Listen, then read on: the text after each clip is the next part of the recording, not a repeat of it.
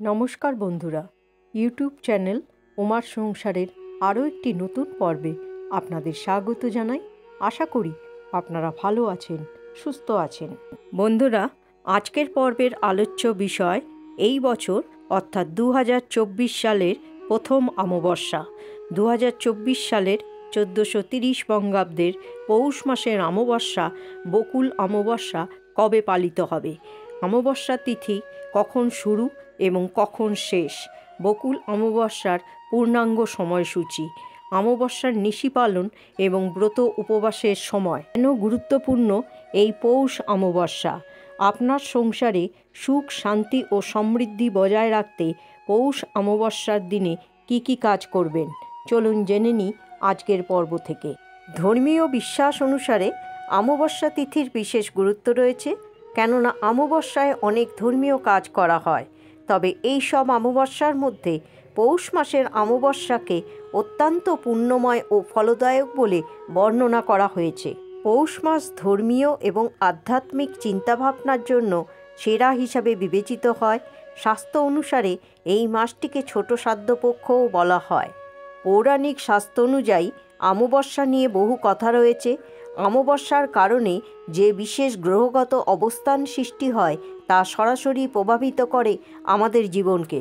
এই সময়ে তন্ত্রমতে শক্তি সাধনা ও আধ্যাত্মিক উপায়ে গ্রহের প্রতিকার বা গ্রহদোষ খণ্ডন অনেক বেশি কার্যকরী ভূমিকা পালন করে।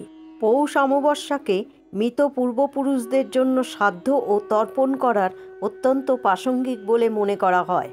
পৌষ মাসে পিতৃপুরুষদের তর্পণ ও শ্রাদ্ধের পাশাপাশি পিতৃপুরুষদের জন্য পিণ্ডদান, ভগবান বিষ্ণু ও সূর্য দেবতার পূজারও বিশেষ গুরুত্ব রয়েছে। এই বছরের অর্থাৎ 2024 সালের 1430 বঙ্গাব্দের পৌষ মাসের অমাবস্যা বকুল অমাবস্যার ব্রত পালন করা হবে 11ই জানুয়ারি 2024, বাংলায় 25শে পৌষ 1430 বৃহস্পতিবার।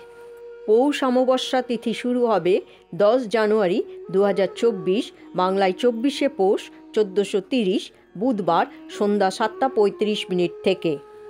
আর পৌষ অমাবস্যা তিথি সমাপ্ত হবে 11ই জানুয়ারি 2024, বাংলায় 25শে পৌষ 1430 বৃহস্পতিবার সন্ধ্যা 6:07।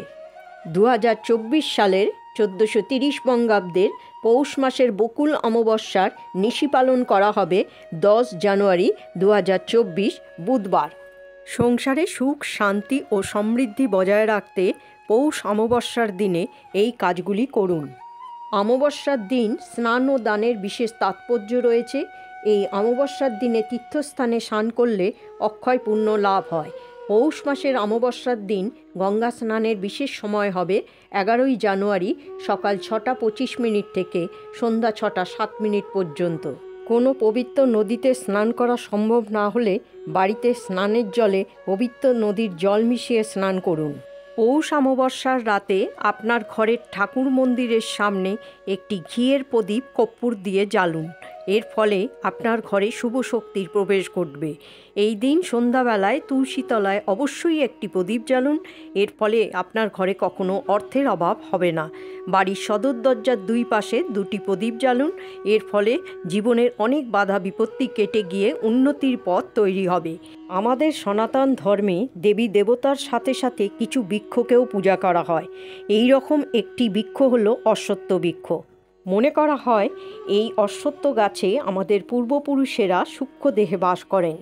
পৌষ অমাবস্যার দিন অশ্বত্থ গাছের নিচে একটি ঘিয়ের প্রদীপ জ্বালুন।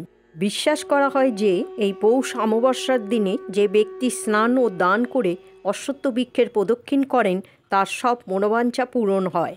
জ্যোতিষশাস্ত্র অনুসারে যাদের কুণ্ডলিতে শনি বা পিতৃদোষ রয়েছে তাদের পৌষ মাসের অমাবস্যা তিথিতে খাদ্যদ্রব্য, তিল, শীতের পোশাক বা কম্বল ইত্যাদি দান করা উচিত। পৌষ অমাবস্যার দিনে একটি তামার পাত্রে জল ও গোলাপের পাপড়ি মিশিয়ে উদীয়মান সূর্যদেবকে নিবেদন করুন। হিন্দু পঞ্জিকা অনুসারে পৌষ মাসকে সূর্য দেবতার উপাসনার মাস বলে মনে করা হয়। এটি বিশ্বাস করা হয় যে পৌষ মাসে নিয়মিত সূর্যের উপাসনা করলে ব্যক্তি সুস্থ ও সমৃদ্ধ থাকে। সূর্যদেবকে অর্ঘ্য নিবেদন ছাড়াও পৌষ মাসের প্রতি রবিবার গুড় দান করুন। পৌষ অমাবস্যার দিন সন্ধেবেলায় শুদ্ধ বস্ত্র পরে মা লক্ষ্মীর পুজো করুন। মা লক্ষ্মীর সামনে একটি ঘিয়ের প্রদীপ জ্বালিয়ে রাখুন। পৌষ অমাবস্যার দিনে কোনো কালীবাড়িতে গিয়ে মায়ের পছন্দের লাল জবা এবং ফল মিষ্টি দিয়ে মাকে পুজো দিন।